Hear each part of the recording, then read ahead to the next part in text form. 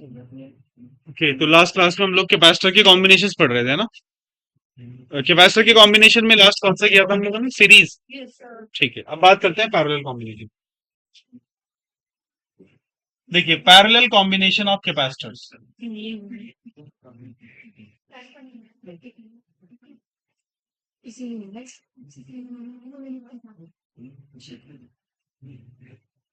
देखिए, आपको कैपेसिटर्स को इस तरह से कनेक्ट करना है कि उनका पोटेंशियल डिफरेंस तो सेम हो जाए, लेकिन उन पर चार्ज की मात्रा अलग अलग हो। तो ऐसा कॉम्बिनेशन कहलाएगा पैरेलल कॉम्बिनेशन। देखिए, हमने क्या किया, यहाँ पे तीन कैपेसिटर्स लिए इस तरह से, और यहां पर हमने एक बैटरी से इसको जोड़ दिया। तो मैं क्या करूंगा, यहाँ पे एक पॉइंट ए लिया हमने, एक पॉइंट यहाँ पे बी लिया। तो इस पॉइंट ए और बी के बीच में ना तीन कैपेसिटर जुड़े हुए हैं, तो तीनों का पोटेंशियल डिफरेंस तो सेम। देखिए, इसके और इसके बीच में पोटेंशियल, इसके अक्रॉस चाहे इसके अक्रॉस चाहे इसके अक्रॉस, ये C1 है सपोज, ये C2 है, ये C3। तो तीनों का पोटेंशियल डिफरेंस तो सेम हुआ। इस पर जो चार्ज आएगा, मान लीजिए वो +Q1 आएगा, और यहाँ पे -Q1, here it is +Q2 और -Q2 +Q3 and then -Q3, right. तो बताइए, पहला जो चार्ज है Q1, उसका पोटेंशियल डिफरेंस क्या होगा? सो the potential difference across C1, ये जो C1 है ना, उसका पोटेंशियल डिफरेंस कितना हुआ? V1 equals to Q1 upon C1, right. ऐसे ही पोटेंशियल इसका कितना होगा? C2, potential difference across C2। अच्छा, ये जो पोटेंशियल डिफरेंस है ना तीनों का, वो सेम था, तो मैं इसको V कह रहा हूं। यहां से Q1 कितना आ जाएगा? C1V। इसी तरह से C2 के अक्रॉस पोटेंशियल डिफरेंस आएगा V equals to Q2 upon C2। यहां से आप लिखेंगे Q2 बराबर C2V। In the same manner, what is the potential difference across C3? V equals to Q3 upon C3। और यहां से Q3 का वैल्यू मिला हमें कितना? C3V, right. अगर हम इन तीनों की जगह एक कैपेसिटर मान लेते, let C equivalent be the equivalent capacitance, equivalent capacitance, then मैं क्या करूंगा, इन तीनों की जगह बस एक कैपेसिटर लगा रहा हूं, और बाकी इसको हमने बैटरी से जोड़ा हुआ है। अब सोचिए, इस पर जो चार्ज आएगा, यहाँ पे सपोज +Q, यहाँ पे आ रहा है -Q, और इसकी कैपेसिटी है C इक्विवेलेंट। क्या इसका पोटेंशियल V होगा? यस, क्योंकि तीनों का वही था जो इसका होगा। So potential difference across C equivalent कितना आएगा भाई? V equals to Q upon C। तो यहां से जो Q बना वो कितना बना? V C equivalent into V, equation number 1। ठीक है। अब जो Q है, वो जो टोटल चार्ज है इसके ऊपर, वो तीनों चार्जेस का सम ही तो होना चाहिए। तो हम लिख सकते हैं Q equals to Q1 plus Q2 plus Q3, right. Q का वैल्यू कितना लिखा हमने? C equivalent into V। तो C equivalent times V is nothing but, Q1 कितना था? C1V, C2V, C3V। तो C equivalent into V is equal to C1 plus C2 plus C3 into V। ये V से भी कैंसिल हो जाएगा, तो C इक्विवेलेंट बना अपने पास C1 plus C2 plus C3, right. तो सीरीज और पैरेलल का ये कॉन्सेप्ट है। अब एक पहले एग्जांपल ले लेते हैं, उसके बाद आप नोट कर लीजिएगा। सपोज करें हमने यहां पर एक कैपेसिटर लगाया, एक यहां पे लगाया कैपेसिटर, एक यहां पर है, एक यहां है।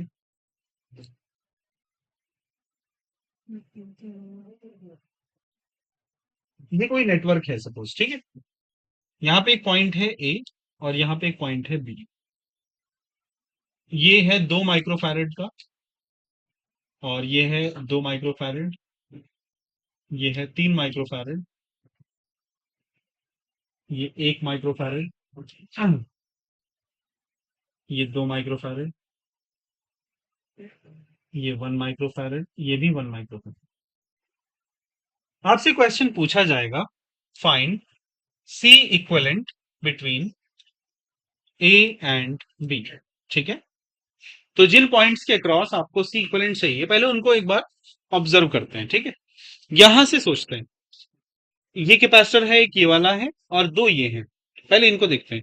तो पहले हमें सॉर्ट आउट करना है इन दोनों को। ये कैसे है? ये पैरेलल में है।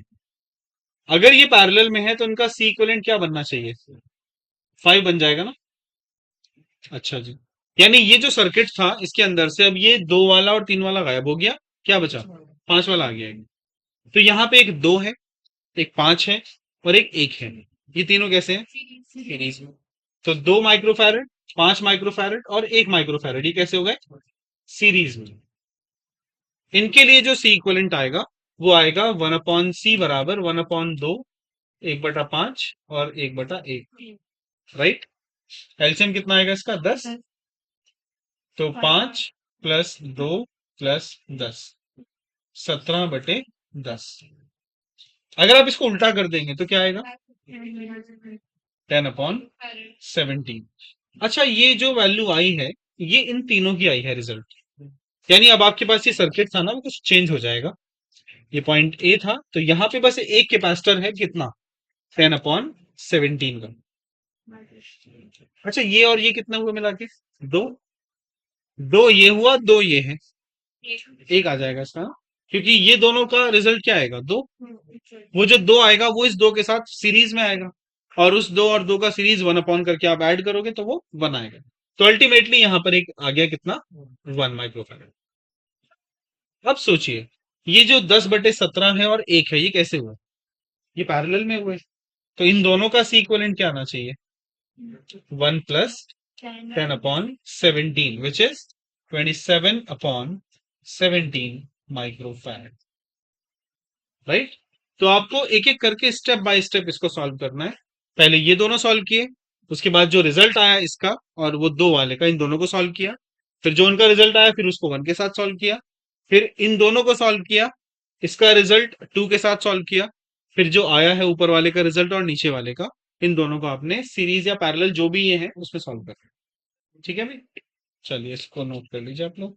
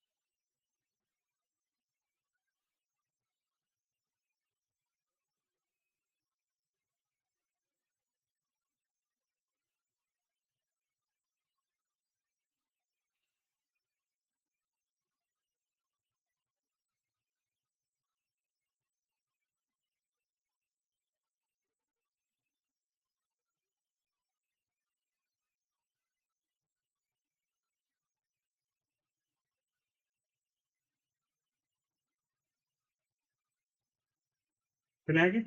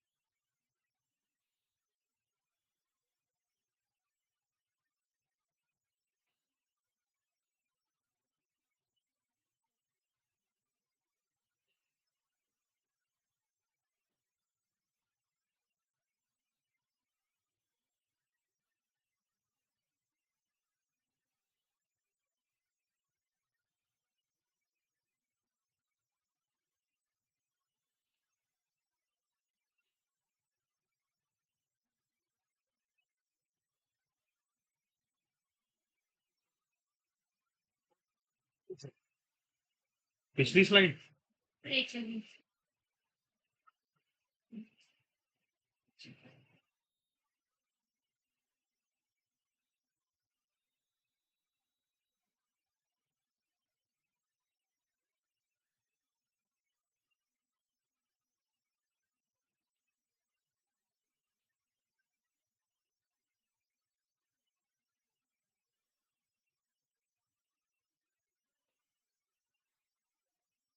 डन। देखो भाई पिछले स्लाइड में क्या देखना है।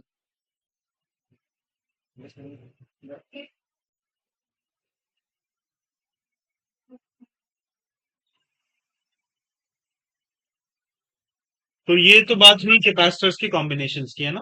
अब इसमें एक खास तरह का कॉम्बिनेशन है जिसको हम बोलते हैं व्हीट स्टोन ब्रिज। उसको देखते हैं।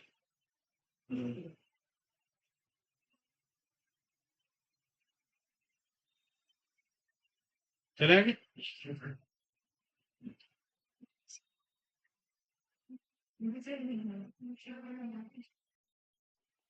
देखिए भाई, व्हीट स्टोन ब्रिज।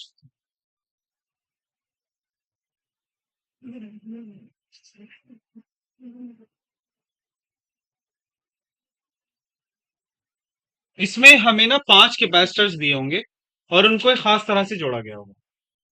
जैसे कि मैंने ये कॉम्बिनेशन इमेजिन किया।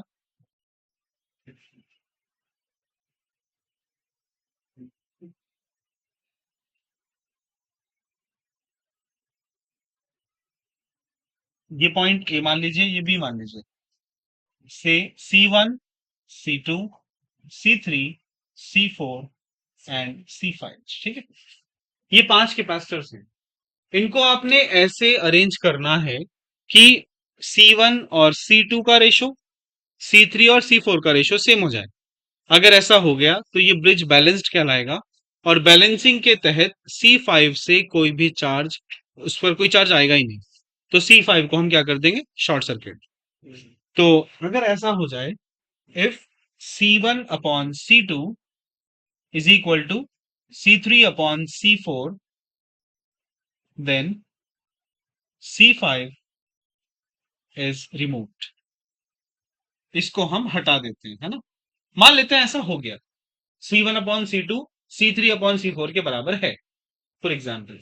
अब C5 को आपने हटाया तो ये सर्किट कुछ ऐसा बन जाएगा। इसमें C5 वाला टर्म है ही नहीं। ये सपोज ए था और ये बी था। ये हुआ C1, C3, C2 and C4।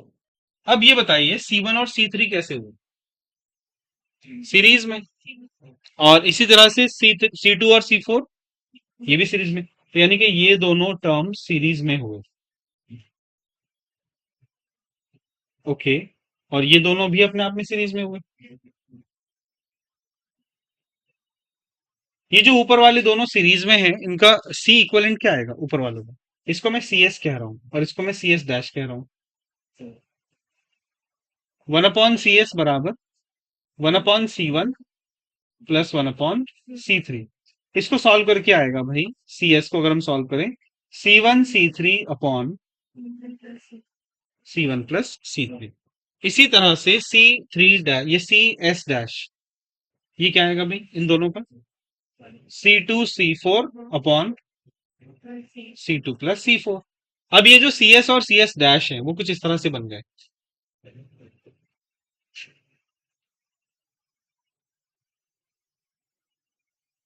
अब बताइए क्या होगा।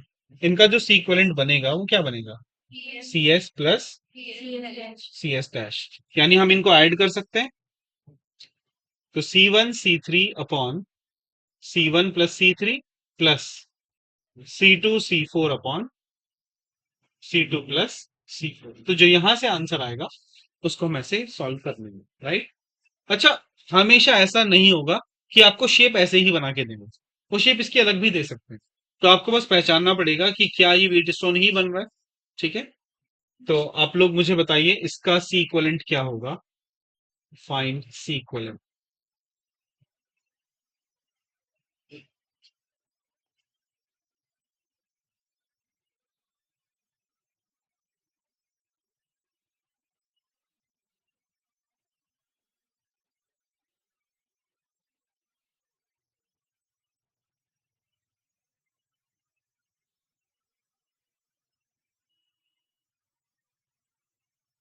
ये 5 माइक्रोफैरेड है, ये 2.5 माइक्रोफैरेड है, और ये 12 माइक्रोफैरेड है, ये 6 माइक्रोफैरेड है, और ये 10 माइक्रोफैरेड। ये ए है, ये बी है। आपको बताना है सी इक्वलेंट क्या हो।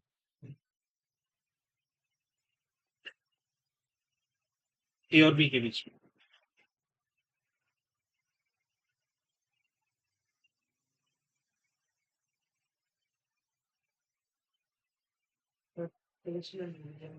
देखिए, इसमें हमने क्या किया, C1 और C2 का डिवाइड किया, इनका रेशियो निकाला। C3 और C4 को डिवाइड किया, इनका रेशियो निकाला। अगर ये रेशियो सेम आ गया तो ब्रिज बैलेंस्ड कहलाया। और बैलेंसिंग के केस में C5 को इसमें से हटा दें। इसको हटा दिया तो ये सर्किट बन गया। अब ये दोनों बात कैसे हुए, C1 और C3 सीरीज में, और ये भी सीरीज में हुए। तो इनका जो सीरीज आएगा उसका रिजल्ट वो था फॉर्मूला, है ना। और इसका जो रिजल्ट आएगा नीचे वाले का वही आएगा। अब सी ऊपर वाला और ये नीचे वाला दोनों कैसे हुए आपस में, पैरेलल, तो उनका पैरेलल निकाल दिया हमने। ठीक।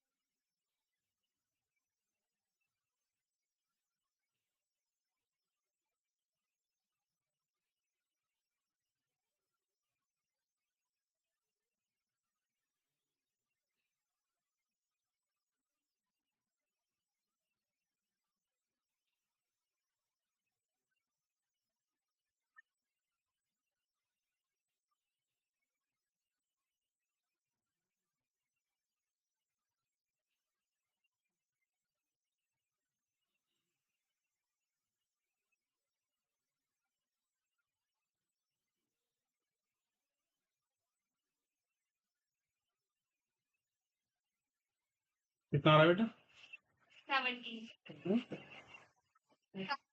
90/100।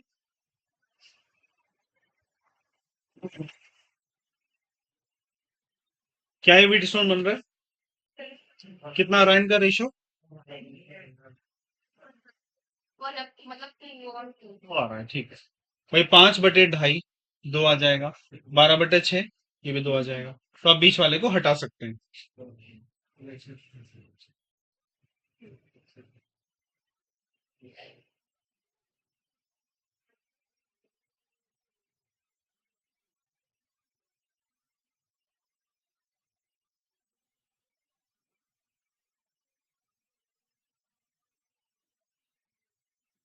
चलिए, तो इसका आंसर आ जाएगा, कितना बताया बेटा, 90/17, इसका आंसर ये आएगा, है ना।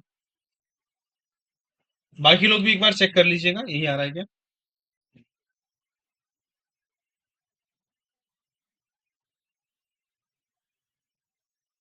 और क्या क्या फॉर्म्स हो सकती हैं इसकी, है ना, वो देखते हैं। देखिए भाई, other forms of wheat stone bridge.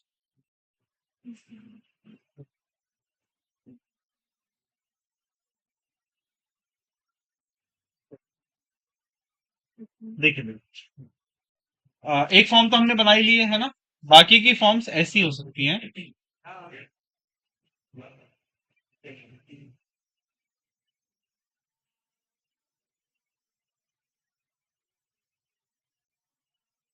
देखिए, C1, C2, C3, C4 and C5 है ना। ये बस वायर्स को आपने ऊपर नीचे किया है और कुछ नहीं, राइट। इसके अलावा और क्या हो सकता है? मान लीजिए मैं कुछ इस तरह का शेप बनाऊं और मैं क्या करूं, यहां से एक सिरा बाहर निकाल के और यहां पे कनेक्ट कर दूं, है ना। C1, C2, C3, C4 and this is C5। तो है तो ये बीच में ही, बस आपने इसको बाहर बना दिया है, उससे फर्क नहीं पड़ता। इसके अलावा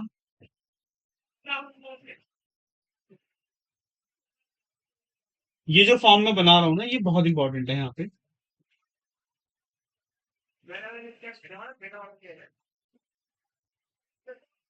से दिस इज C1, C2, इसको मैंने ए लिखा, इसको मैंने बी लिखा। इसको यहां से समझिएगा, है ना। Say this point is C, this point is D. अब ध्यान दीजिए, ए से C1 जुड़ा हुआ है सी से, ए से C1 जुड़ा हुआ है सी से, और ए से C2 जुड़ा हुआ है डी से, ए से C2 जुड़ा हुआ है डी से। अब सी और डी से कौन जुड़ा हुआ है? C5। अच्छा जी, और सी और बी से कौन जुड़ा हुआ है? सी और बी से C3 जुड़ा हुआ है, सी और बी से C3 जुड़ा हुआ है, और बी और डी से C4 जुड़ा हुआ है, ये C4 हो गया, राइट। तो अगर ये ब्रिज बैलेंस्ड हुआ तो C5 को हटा देंगे आप, है ना। तो इस वाले में मैं इसको इंपॉर्टेंट मार्क कर देता हूं। व्हेन C5 इज रिमूव्ड, ये रिमूव किया जाएगा इसके बैलेंसिंग की कंडीशन के तहत। तो ये कुछ इस तरह का सर्किट बनेगा।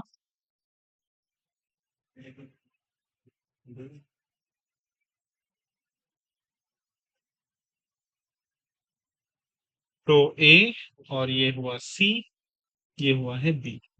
देखिए, C1, C3, और ये C2 and this is C4। अब ध्यान दीजिएगा, C1 और C3 सीरीज में हो गए, और C2 और C4 भी सीरीज में हो गए। फिर जो रिजल्ट आएगा वो पैरेलल में हो जाएगा, है ना। तो आप जब भी ऐसा कोई सिचुएशन देखें, उसको इस तरह से कन्वर्ट कर लेंगे व्हीट स्टोन में। ओके। और एक फॉर्म मैंने भी क्वेश्चन में दी है आपको, ये जो सर्कल वाली फॉर्म थी इसकी। इसमें मैं 4 कैपेसिटर्स लगा दे रहा हूँ। एक यहाँ पे हो जाएगा, एक यहाँ पे हो जाएगा, एक यहाँ पे हो जाएगा, और एक यहाँ पे हो जाएगा, एक बीच में हो जाएगा। तो C1, C2, C3, C4 and C5।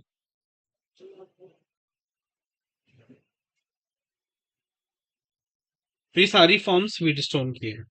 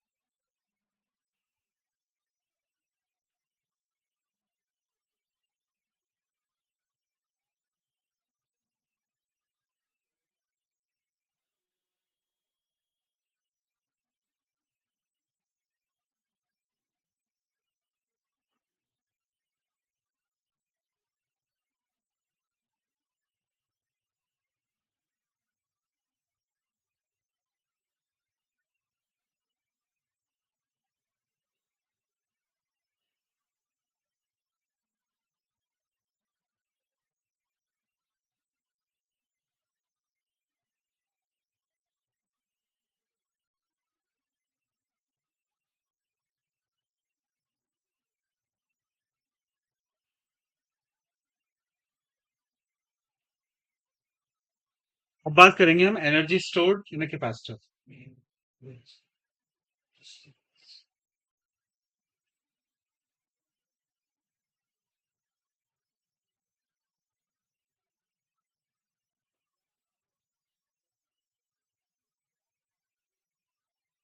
अच्छा, अगर एक ऐसा कॉम्बिनेशन आ जाए जिसमें इनफाइनाइट कैपेसिटर्स लगे, बहुत सारे कैपेसिटर्स लगे हुए हैं, तो उसको कैसे सॉर्ट आउट करते हैं ना, वो भी देख लेते हैं यार।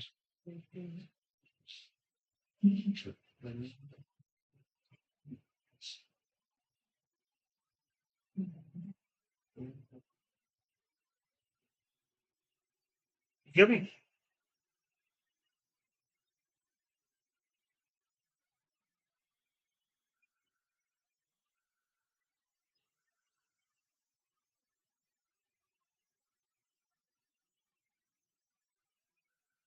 चलिए देखिए, एक क्वेश्चन है ये।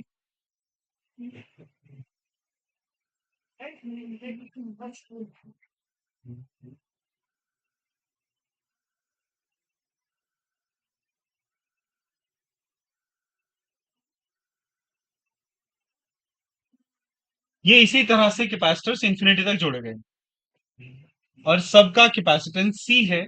हमें फाइंड करना है, find C equivalent between A and B.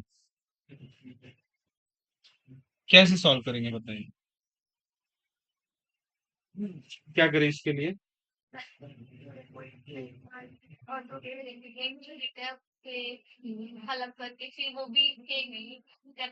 देखो, इसको करने से पहले ना एक सवाल देता हूं मैं आपको, उसको बताइए कैसे सॉल्व करेंगे। मैं आपसे कहूं कि भाई y equals to under root of 2 plus under root of 2 plus under root of 2 plus so on, इसको कैसे सॉल्व करेंगे? इसको सॉल्व करना है, y की वैल्यू निकालनी है आपको, क्या आएगी बताओ? क्या बेटे?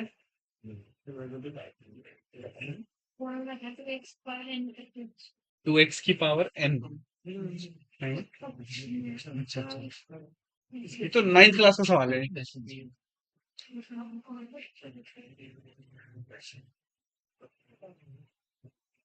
जी बताएं। देखो, इसमें आपको एक चीज रिपीटेड दिख रही होगी ना, ये जो 2 प्लस वाला टर्म है रिपीट कर रहा है ना। इस पूरे को अगर मैं y कहूं तो इतने हिस्से को भी तो y कह सकते हैं ना। तो क्या हम इसको लिख लें, y equals under root of 2 plus y, है ना? इसको आप इसका स्क्वायर कर दोगे, सॉल्व कर लेंगे। इन द सेम वे, मान लीजिए इस पूरे का जो c आएगा ना, वो x है। इस पूरे का जो रिजल्ट आएगा वो x है। तो इतने हिस्से का भी तो x होगा ना। ठीक है, तो मैं क्या कर रहा हूं, इन दोनों को छोड़कर बाकियों का x मान ले रहा हूं, है ना। है तो ये पूरे का भी x, बट मैं इसको ऐसे लिखा हूं जैसे वो लिखा था मैंने। तो मैं क्या करूंगा, यहाँ पे एक c था, एक c यहाँ पे था, और यहाँ पे ना एक बस आपने x जोड़ दिया, राइट, उन सब का रिजल्ट। अब ये c और x कैसे हुए? पैरेलल में हुए। तो c and x are in parallel, तो इनका c इक्विवेलेंट क्या आएगा? इसका जो c डैश मैं उसको कह रहा हूं, से this is c plus x। तो ये जो सर्किट है ना वो थोड़ा सा और चेंज हो गया, ये कुछ ऐसा रह गया। इसमें यहां पर c है, यहां पर c डैश है। अब ये c और c डैश कैसे हुए? सीरीज में हुए। तो c and c dash are in series. Okay, और इसका रिजल्टेंट क्या आएगा भाई, c और c डैश का? वो x आएगा। तो 1/x बराबर 1/c plus 1/c dash. So it is 1/c plus 1 what is c dash? c plus x, right. इसको सिंप्लीफाई कर ले रहे हैं, तो 1/x minus 1/c plus x is equal to 1/c। x times c plus x, cross multiply करेंगे, c plus x minus x is equal to 1/c। Cross multiply कर देते हैं, तो c square is equal to C X plus X square. X square minus C X, sorry plus C X minus C square equals to 0। Now this is the quadratic equation. इसको solve कैसे करते हैं भाई? या तो splitting the middle term या फिर श्रीधराचार्य सूत्र लगाएंगे इसमें। एक्स बराबर minus C plus minus under root of C square minus 4ac upon 2a। याद है ना formula? Minus B plus minus root B square minus 4ac upon 2a। और सिंप्लीफाई करते हैं तो minus C plus minus square root of 5c square upon 2। अच्छा, क्योंकि capacitor minus तो हो नहीं सकता तो माइनस वाले को हम रिजेक्ट कर देंगे। एक्स बराबर माइनस सी प्लस सी रूट 5 अपॉन 2। सी में कॉमन ले रहा हूं तो रूट 5 माइनस 1 अपॉन 2, ये आपका आंसर। इस क्वेश्चन को थोड़ा सा ट्विस्ट करके भी दिया जा सकता है। इसको ना साइन और कॉस के टर्म्स में भी लिखा जा सकता है। एक वैल्यू होती है साइन 18 डिग्री की, इसका मान होता है रूट 5 माइनस 1 अपॉन 4। ठीक है, तो रूट 5 माइनस 1 अपॉन 2 कितना हो जाएगा? रूट 5 माइनस 1 अपॉन 2 को हम लिख सकते हैं 2 साइन 18। ओके, तो इसका आंसर ये भी आ सकता है एक्स बराबर 2c साइन 18। अब बच्चा ये सोचेगा कि इसमें साइन कॉस कहां से आ जाएगा, तो कई बार ऐसे भी आ सकते हैं। चलिए नोट कर लीजिए।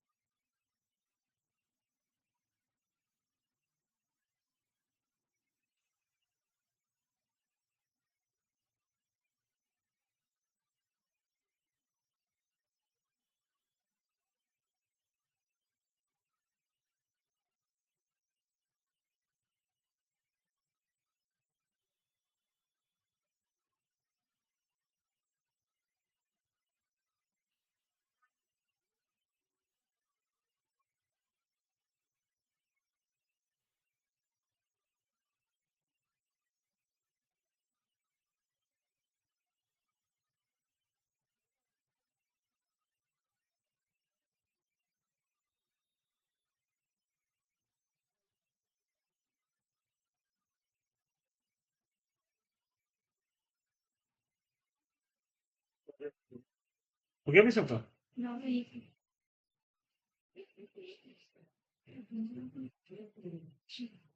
ये तो वहां पे पानी की बोतल है।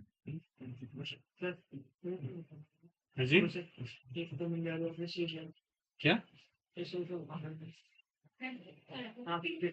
मैंने इस पूरे का कैपेसिटेंस एक्स माना, ठीक है। अगर मैं इसको छुपा लूं, इसको और इसको, तो जो बचेगा हिस्सा वो भी कितना होगा? एक्स होगा। तो हमने इसको एक्स के टर्म्स में लिख दिया दोनों में।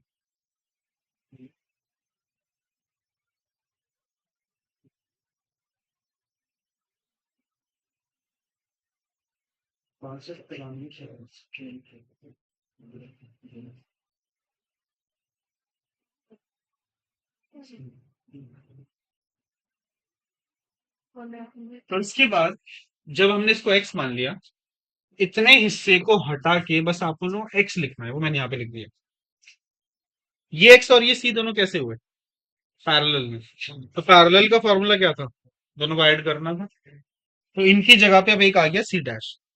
अब ये सी और सी डैश कैसे हुए सीरीज में, अब हमने सीरीज का फॉर्मूला लगा दिया। ठीक है, और क्योंकि इसका जो रिजल्ट आएगा वो भी एक्स होगा, इसलिए मैंने उस कैपेसिटेंस को 1/x के बराबर रख दिया।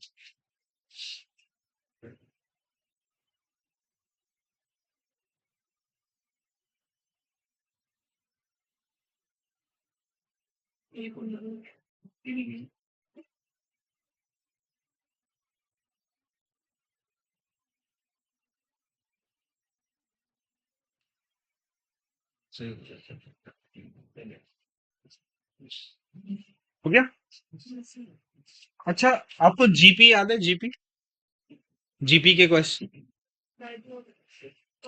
हाँ जी, देखिए क्वेश्चन इसका भी आता है।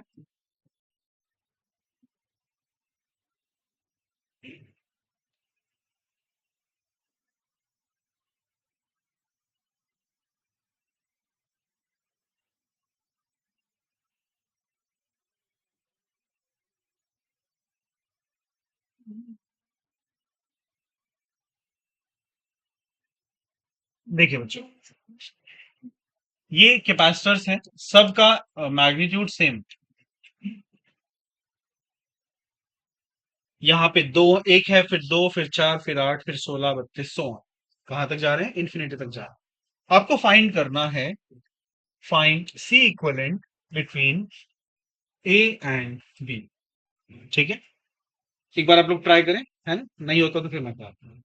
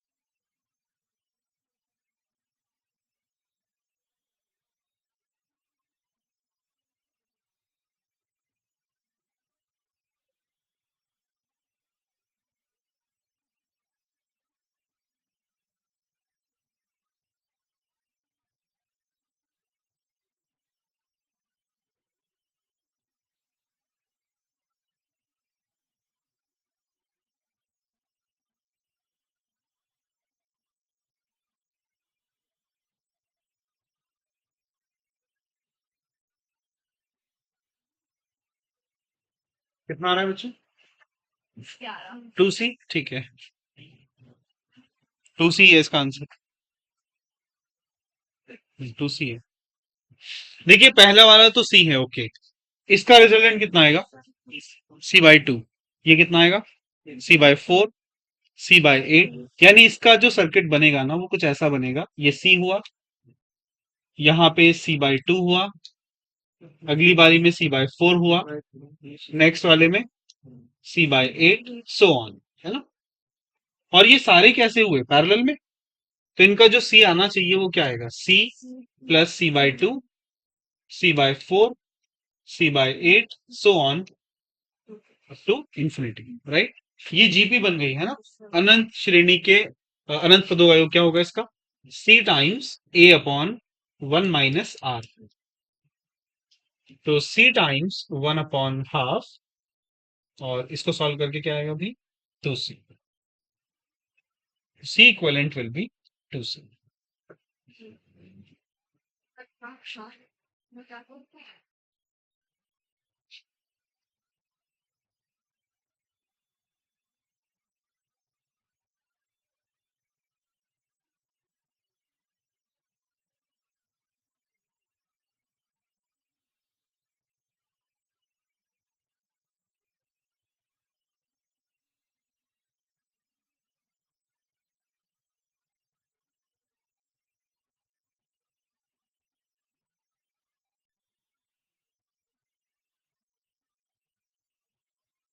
इसी तरह से हम लोग कॉम्बिनेशंस ऑफ डाइलेक्ट्रिक्स पढ़ेंगे। यानी अगर किसी कैपेसिटर के अंदर अलग अलग डाइलेक्ट्रिक डाल दिए जाएं तो उसका के इक्वलेंट क्या आएगा। अभी तक तो हम सी इक्वलेंट निकाल रहे थे, अब के इक्वलेंट निकालेंगे।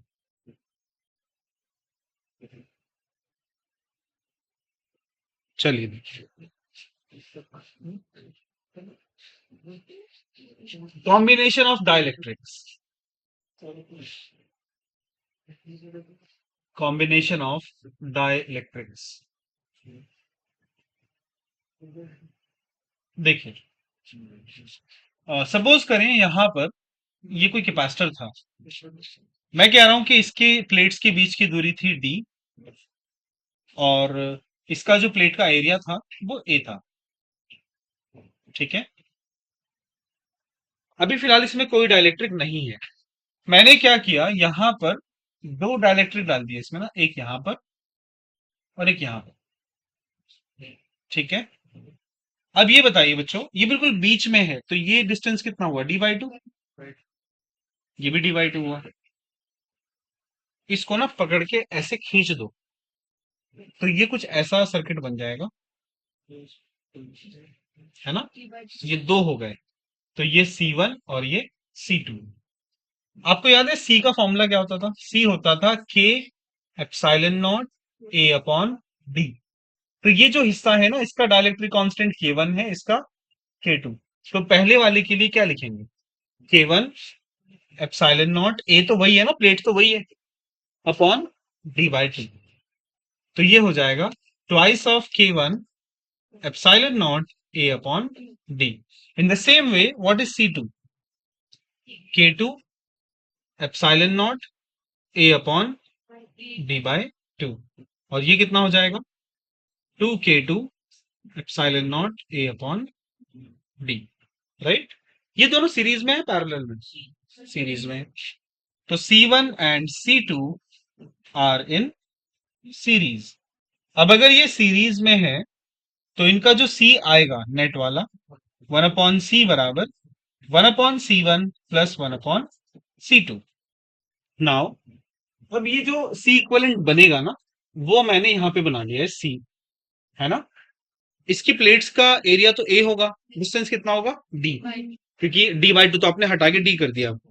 तो बताइए अभी सी कितना होना चाहिए, के epsilon not a upon D. मैं क्या करूंगा, ये वाला टर्म यहां पे पुट कर रहा हूं, से इक्वेशन 1। तो ये इक्वेशन बनेगा 1/C का मतलब D/, के एप्सिलॉन नॉट ए बराबर, ये कितना आएगा C1, D/2K1 epsilon not a plus C2, D/2K2 epsilon not a. क्या चीज तीनों में है, D/एप्सिलॉन नॉट ए, है ना, तो ये कट जाएगा, एप्सिलॉन नॉट ए भी कट जाएगा। यहां पे बचता है 1/K बराबर 1/2K1 प्लस 1/2K2। 2 से मल्टीप्लाई कर दीजिए दोनों साइड पे, तो 2/K बराबर 1/K1 प्लस 1/K2। इसका एलसीएम ले लीजिए, K1 K2, ऊपर बनेगा K1 प्लस K2।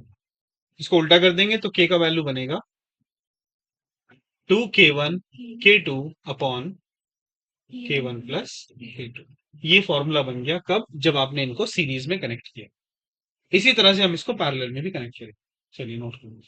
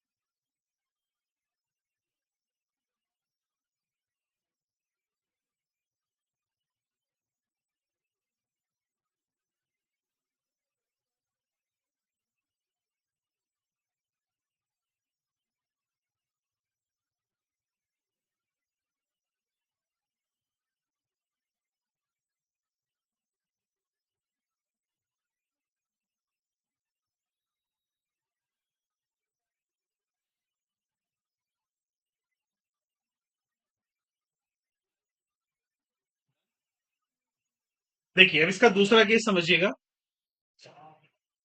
अगर ये डाइलेक्ट्रिक इस तरह से होता,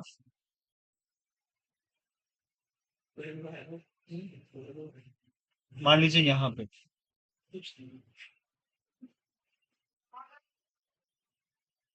इस बार हमने क्या किया, ये K1 ऊपर है, K2 नीचे है। इसका जो प्लेट का एरिया था ना वो आधा हो गया। अब देखो पूरा एरिया तो कितना है A, बट अब कितना हो गया, A/2 इसका और A/2 इसका, और डिस्टेंस कितना है D। इसको ना ऐसे पकड़ के नीचे खींच दो आप, तो ये कुछ ऐसा शेप बनेगा, राइट। तो ये दोनों कैसे बन जाएंगे पैरेलल में, ये C1 और ये C2। बताइए इस समय C1 का फॉर्मूला क्या बनेगा, K1 epsilon not A/2 upon D, that is K1 epsilon naught A upon 2D। हाँ जी। अब C2 के लिए लिखेंगे अलग से। C2 के लिए क्या बनेगा, K2 epsilon not A/2 upon D, so that is K2 epsilon naught A upon 2D। ये आपका C2 बना। अब ये दोनों है कैसे भाई, पैरेलल में है। C1 and C2 are in parallel. तो इसके लिए जो C बनेगा हमारा वो क्या बनेगा, C1 प्लस C2। तो C1 हुआ K1 epsilon naught A upon 2D plus C2 कितना हुआ, K2 epsilon naught A upon 2D। ये हमारा C1 है ना, इक्वेशन नंबर 1। और अगर हम इन दोनों की जगह बस एक सिंगल कैपेसिटर मानते, तो वो अकेला होता कुछ इस तरह से। C क्या आएगा इसमें भाई, K equivalent into epsilon naught A upon B, right. तो from equation 1 we can write K equivalent epsilon naught A by D equals to, इन दोनों में कुछ कॉमन है क्या, epsilon naught A upon twice of D। कितना रह जाएगा, K1 प्लस K2। अच्छा एप्सिलॉन नॉट A कट गया, D से D कट जाएगा, फिर K इक्वलेंट बन जाएगा K1 प्लस K2 अपॉन 2। ठीक है। तो ऐसा नहीं है कि आपको फॉर्मूला याद रखना है, आपको ये प्रोसेस आना चाहिए कि इसको सॉल्व कैसे करते हैं।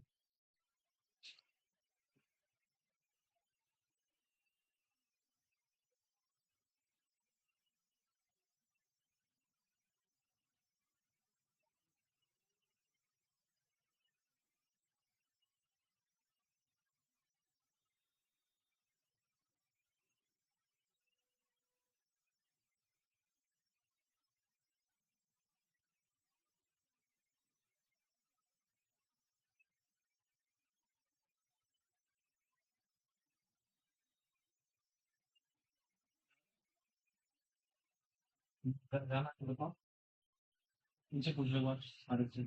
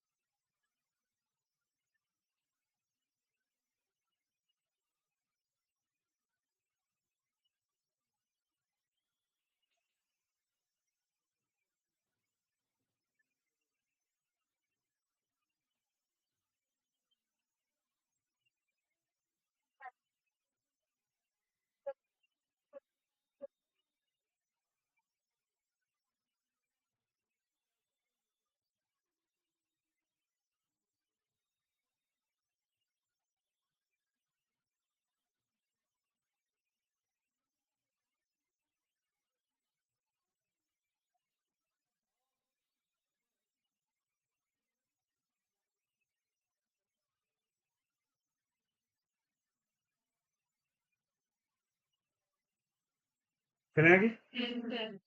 अच्छा इसका एक क्वेश्चन है जो नीट में आया हुआ है, देखिए।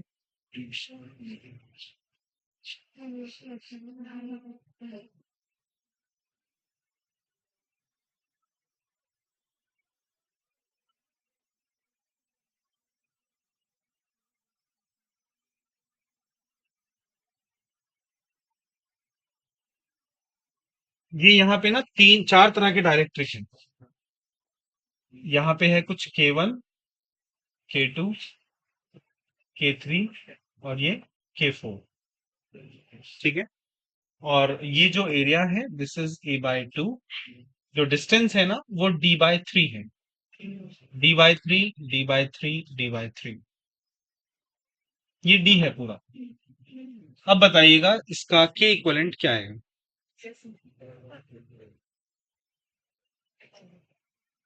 ये आप लोग ट्राई करेंगे।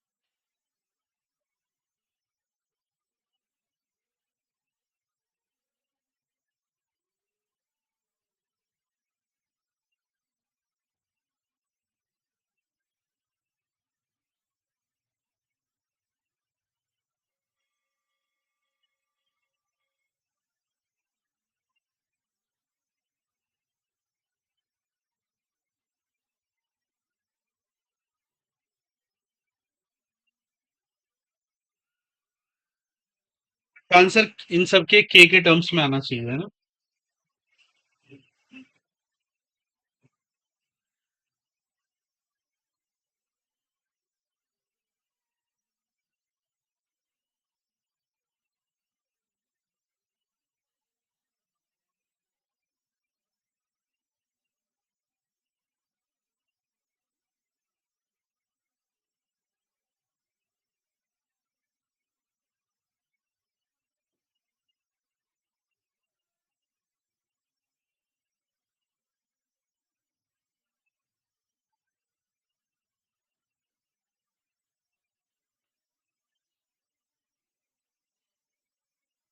इसका इक्विवेलेंट सर्किट कैसे बनाया आपने।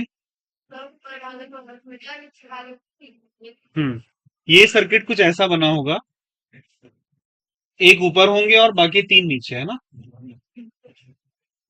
ये C1, C2, C3, C4, है ना। इसको ऐसे शेप में हमने कन्वर्ट कर लिया। अभी C1 का वैल्यू क्या बनना चाहिए। K1 epsilon not A/2 upon D। So it is K1 epsilon naught A upon 2D।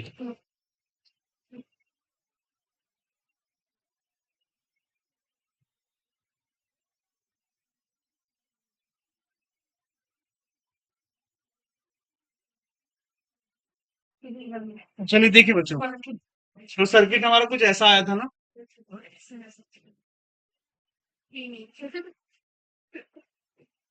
C1, C2, C3 and C4, right. तो बताइए C1 का क्या वैल्यू आया था।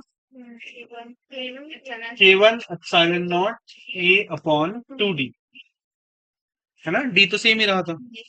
अच्छा, इसी तरह से C2 क्या बनेगा भाई। It will be K2 epsilon naught A/2 upon D/3। और इसको हम लोग लिख सकते हैं 3K2 epsilon naught A upon 2D। Okay. इसी तरह से C3 क्या आएगा। सेम आएगा, बस K3 हो जाएगा ना। 3K3 epsilon naught A upon 2D। और C4 3K4 epsilon naught A upon 2D, right. ये C2, C3, C4 कैसे हुए भाई, सीरीज में हुए। तो C2, C3 and C4 are in series. अब जब ये सीरीज में है तो इनका सी इक्वलेंट क्या बनेगा भाई? 1/c बराबर 1/c2 plus 1/c3 plus 1/c4. Okay, अच्छा, और इसको सिंप्लीफाई कर लेते हैं ना. इसका उल्टा क्या होगा भाई C2 का? 2d/3k2 epsilon not a plus C3 का उल्टा 2d/3k3 epsilon not a plus C4 का reciprocal 2d/3k4 epsilon not a. Okay, आप इसमें कुछ कॉमन देख सकते हैं. इसमें 2d/3 epsilon A 2d/3 epsilon not a कितना बचा? 1/k2 plus 1/k3 plus 1/k4. ये आया आपका 1/c. राइट. अच्छा जी, अब इसके बाद इसको जब आप उल्टा करोगे ना तो c क्या बनेगा?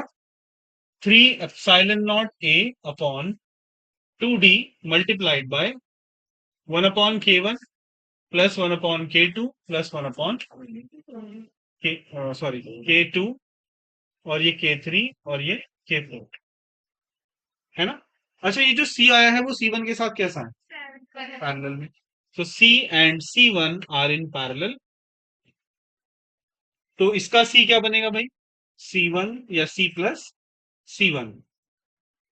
ओके, c कितना आया था अपने पास? जो c आया है ये और c1 है ये. तो मैं इसको लिख ले रहा हूं k1 epsilon naught a upon 2d plus इसकी value 3 epsilon naught a upon 2d multiplied by 1/k1 1/k2 sorry k2 k3 और k4. अब ये जो c है लेफ्ट हैंड साइड में c इक्वलेंट ये कितना होगा? It should be k epsilon naught a upon d. अब आप इनको इक्वेट करिए, थोड़ा सा इसको रीअरेंज करिए और आपका आंसर आ जाएगा.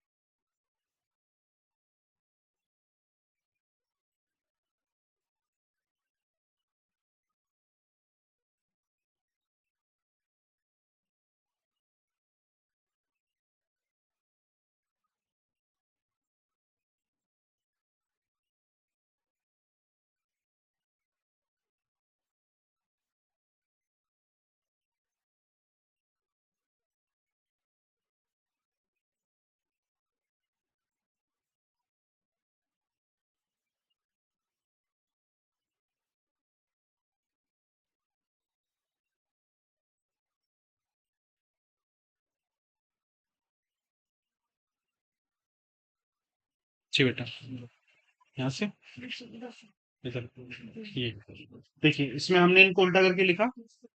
यहाँ पे 2d upon 3 epsilon not a, इसमें भी है, इसमें भी है, इसमें भी। तीनों से मैंने कॉमन लिया बात। यहाँ पे क्या बचता है, 1/k2, 1/k3, 1/k4। ठीक है। और ये जो 1/c था, इसको मैंने उल्टा किया, c। तो ये टर्म जो था ना नीचे वाला, वो ऊपर चला जाएगा, ऊपर वाला नीचे आ जाएगा। तो ये ऊपर ये था 2d, और ये पूरा टर्म ये अपॉन में आ जाएंगे, और जो नीचे वाला टर्म था वो ऊपर चला जाएगा। अब इसका जो c और c1 थे ना, मतलब इसका रिजल्ट और ये दोनों कैसे हुए पैरेलल में, उनको हमने ऐड कर दिया।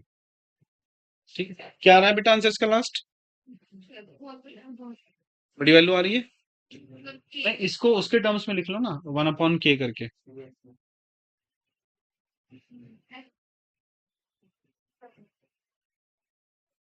कोई नहीं, चलो मैं कर देता हूँ।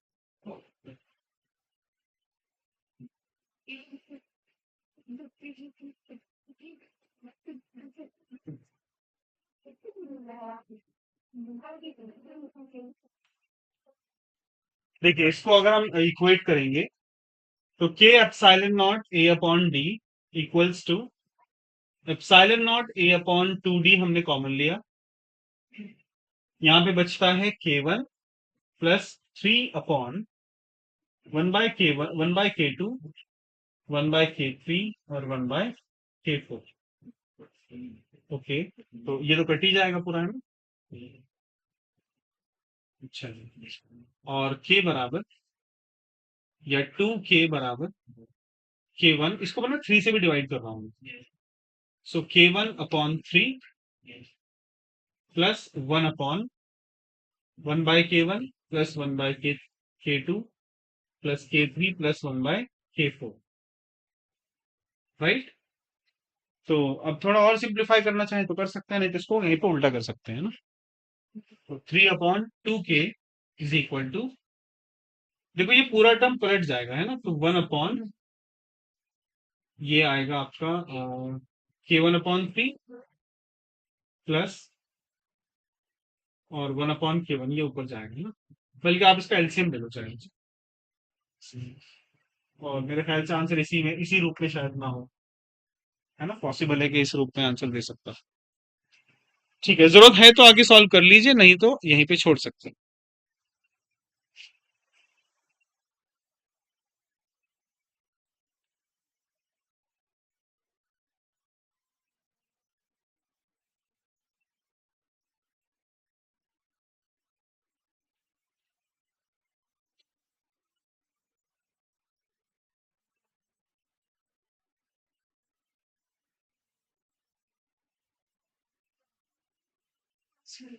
चलिए इसके बाद बात करते हैं एनर्जी, है ना, energy stored in a capacitor.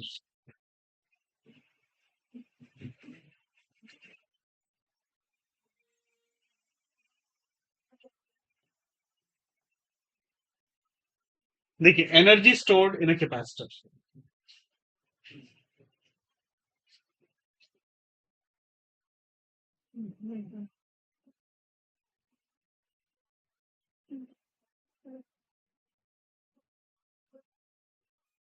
सबसे पहले एक कैपेसिटर को हमने चार्ज करना स्टार्ट किया।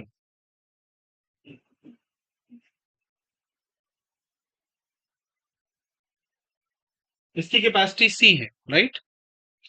तो बताइए सबसे पहले, इस पर छोटा सा चार्ज भेजने में आपने कितना वर्क किया? D Q multiplied by V, और वी क्या होता है, क्यू बाय सी। तो D Q multiplied by, this is what, Q upon C. अच्छा जी, तो ये वर्क हुआ इस पर छोटा चार्ज डी क्यू भेजने से, Q upon C into D Q. What is the work done? Work done in charging, work done in charging the capacitor from 0 to Q। हमने इसको 0 से Q तक चार्ज किया है, तो in that case work done will be the integration from 0 to Q, और Q by C D Q. 1/c constant था, Q का इंटीग्रेशन क्या होगा भाई? Q square upon two, Q square upon two from zero से Q. तो ये value रखी जाएगी Q square upon two C, ये आपका वर्क हुआ है। और यही वर्क इसके अंदर एक एनर्जी के रूप में स्टोर हो जाएगा।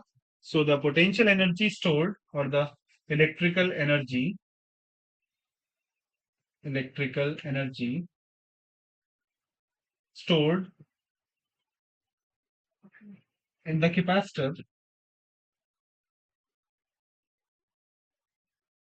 so that energy is nothing but U equals to Q square upon 2C। एक फॉर्मूला तो ये बन गया है ना।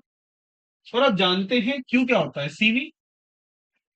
तो ये U कितना होगा, C square V square upon 2C। C से C कैंसिल हुआ, will be half CV square. और C होता है Q अपॉन V।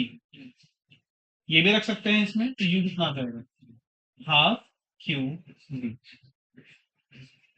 राइट। तो ये भी कर सकते हैं और ये भी कर सकते हैं, लिख लीजिए इसको।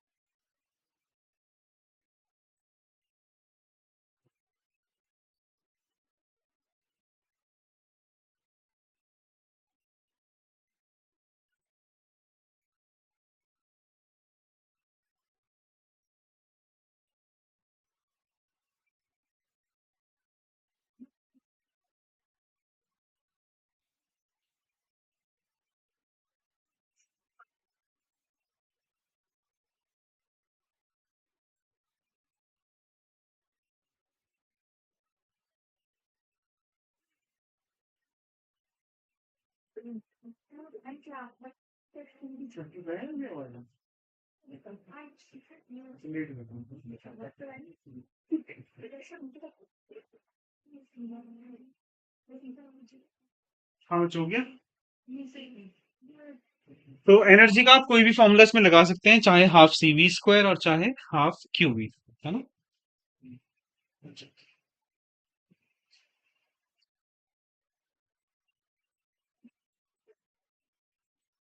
एक क्वेश्चन है, ये कीजिएगा आप लोग।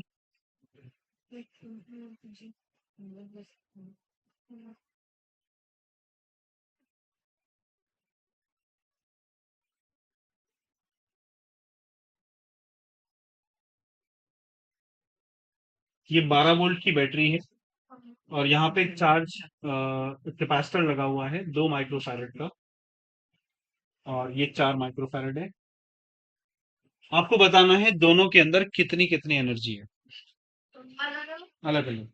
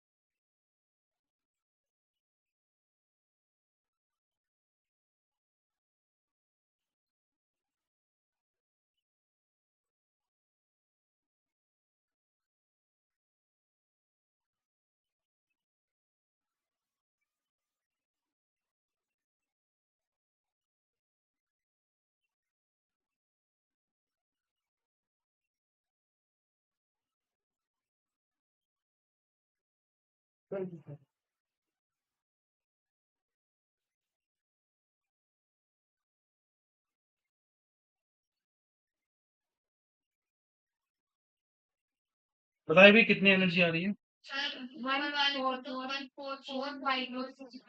अच्छा,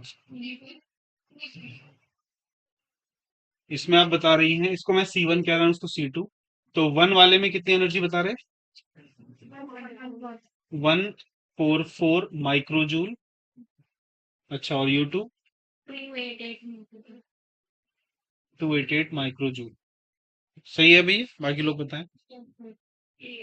हाफ CV स्क्वायर करेंगे, है ना? और V कितना ले रहे हैं आप? 12। ठीक है।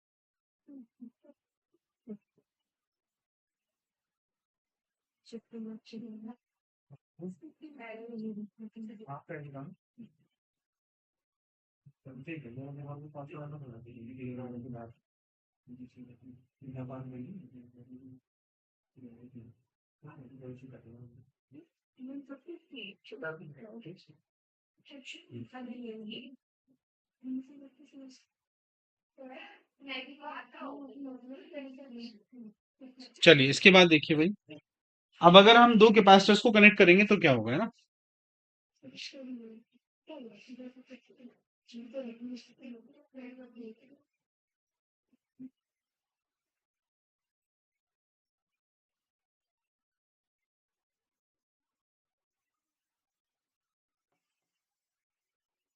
देखिए, कनेक्टिंग टू कैपेसिटर्स।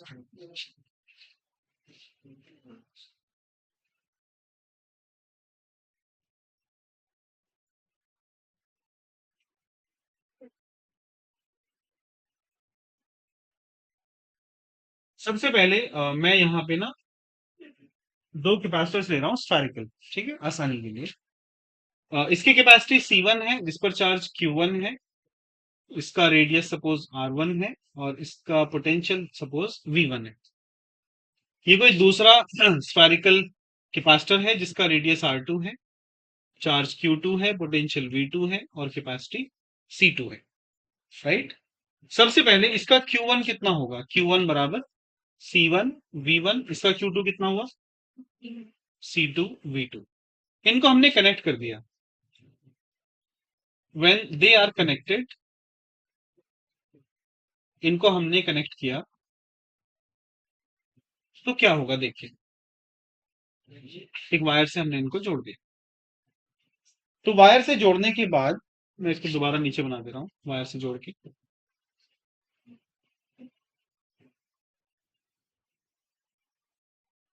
इस पर जो चार्ज आ जाएगा वो सपोज Q1 प्राइम, और यहाँ पर Q2 प्राइम। पोटेंशियल दोनों का सेम हो जाएगा, कैपेसिटी वही रहेगी। ओके। बताइए इस पर चार्ज कितना आएगा? Q1 प्राइम कितना होगा? C1V, और यहाँ पे C2V। हम जानते हैं चार्ज केवल फ्लो करता है, वो खत्म नहीं हो सकता है ना? तो क्या लिखेंगे? By conservation of charge Q1 plus Q2 बराबर Q1 prime plus Q2 prime. Q1 कितना हुआ? C1V1 प्लस C2V2 बराबर C1V plus C2V, C1V1 plus C2V2 बराबर C1 plus C2 into V। तो V का वैल्यू बना C1V1 C2V2 upon C1 plus C2। ये कहलाता है कॉमन पोटेंशियल। कॉमन पोटेंशियल यानी तब जब दो कैपेसिटर्स को आप आपस में अटैच करेंगे तो उनका पोटेंशियल ये हो जाएगा, राइट। अच्छा, अब चार्ज जब इनकी डिस्चार्जिंग या चार्जिंग हो जाएगी तो एक बॉडी पर कितना चार्ज आएगा, दूसरे पे कितना आएगा। मान लो मुझे Q1 प्राइम निकालना, तो वो Q1 प्राइम कैसे आएगा वो देखिए। जैसे Q1 प्राइम की वैल्यू कितनी थी, C1V था, है ना, और V की वैल्यू ये पूरी थी। मैं क्या करूंगा, इस V के अंदर ये ऊपर वाला टर्म है ना, ये Q1 प्लस Q2 ही तो है। तो Q1 plus Q2 upon C1 plus C2।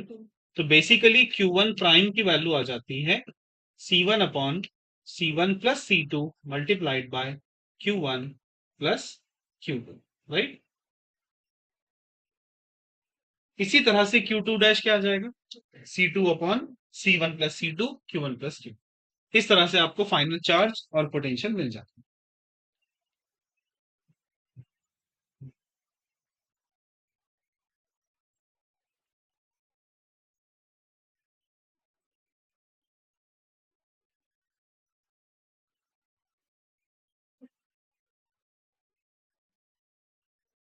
5 minute.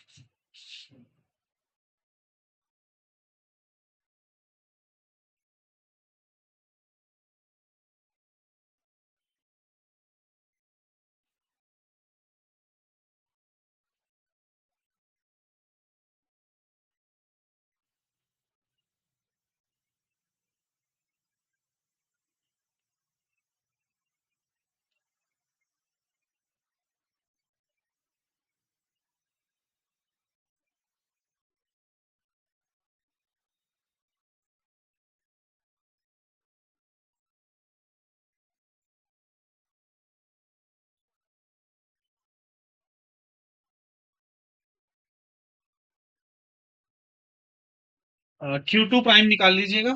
और इसके अलावा इसमें एक चीज और बहुत इंपॉर्टेंट है, वो है इसमें एनर्जी का लॉस। पहले कितनी एनर्जी थी और बाद में कितनी एनर्जी।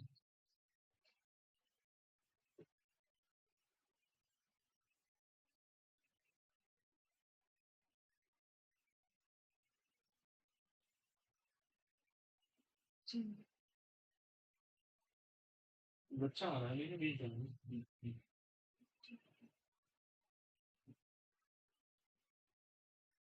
छोटा हो रहा है बच्चा, हाँ, बिल्कुल नाम ले रहा था।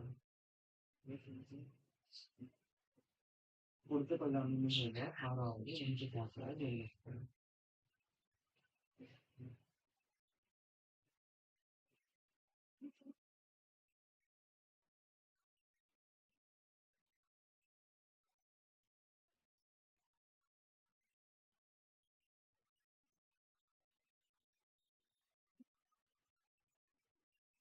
अच्छा, इसमें एनर्जी का लॉस होगा क्यों पता है।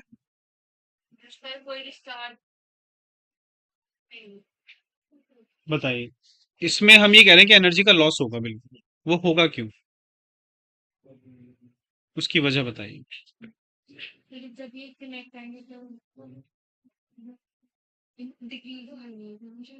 क्यों।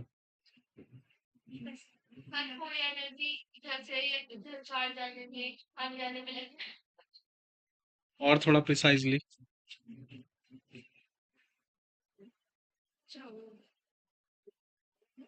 देखिए, चार्ज जाएगा किसके थ्रू, वायर के थ्रू। जब वायर में को वो होके जा रहा होगा तो वायर का अपना खुद रेजिस्टेंस भी होगा। यानी जब वो वायर में को होके जाएगा तो रेजिस्टेंस का सामना करना पड़ेगा उसे। उससे हीट भी जनरेट हो जाएगी। तो उसका कुछ एनर्जी का पार्ट हीट में कन्वर्ट हो जाएगा, राइट। तो इसमें इसलिए एनर्जी का हमेशा लॉस होता है। तो वो लॉस आप निकालोगे कैसे, ये आपके लिए होमवर्क है, आपको ये करना है कि पहले एनर्जी कितनी थी, हाफ C1V1 स्क्वायर। बाद की एनर्जी, सॉरी, इसमें C1V1 दोनों है, half C1V1 square plus half C2V2 square. और बाद में ये दोनों कनेक्ट हो गए, ये एक सिंगल बन गया है। क्या लिखोगे, half C1 plus C2 into V square. फिर आप दोनों को माइनस करना और देखना आंसर क्या आएगा। आपका आंसर ये आना चाहिए एनर्जी लॉस मैं लिख देता हूं यहाँ पे।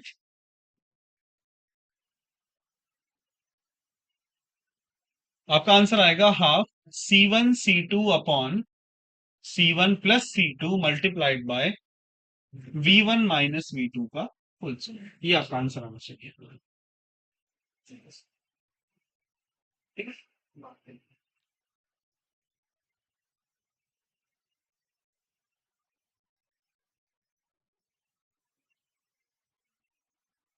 देखिए चैप्टर तो ये ओवर हो गया हमारा, है ना। अब हम इसके क्वेश्चंस करेंगे। ओके, तो जितने भी नीट के पीवाईक्यूज है ना, वो सब आप लोग कर लेने। जो नहीं होंगे वो मुझसे कर पूछ लीजिएगा आप लोग, ठीक है। बाकी हम लोग करेंगे अब इसके बाद करंट इलेक्ट्रिसिटी, है ना। तो भाई अगला चैप्टर स्टार्ट करने से पहले इसके बारे में थोड़ी सी और अच्छे से वो कर लेना। हाँ वो अभी बता देंगे आप। लास्ट कौन सा हुआ है आपका? लास्ट जो टेस्ट हुआ था वो कौन सा हुआ था? फर्स्ट फोर चैप्टर का मतलब यूनिट डायमेंशन, 1D 2D और NLM, motion in plane, motion in straight line और लॉज ऑफ मोशन। अच्छा अच्छा ठीक है। चलिए हम लोग बात कर लेंगे वो ना, कौन सा चैप्टर आपका होना है टेस्ट में।